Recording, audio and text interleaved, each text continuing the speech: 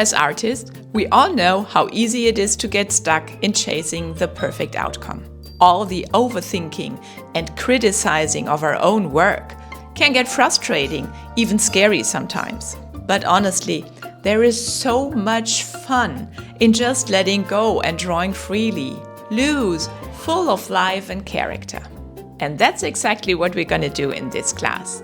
Exploring one of the most charming mid-century illustration styles where wonky lines and quirky shapes make everything come alive.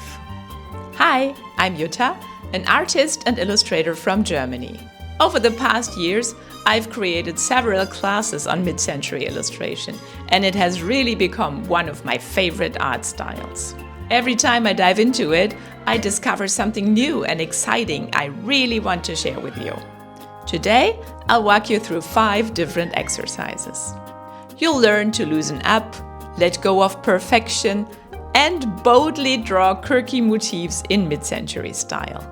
You'll get to know the main characteristics of mid-century illustration and, step by step, discover how to create without fear, but with joy, confidence, and courage.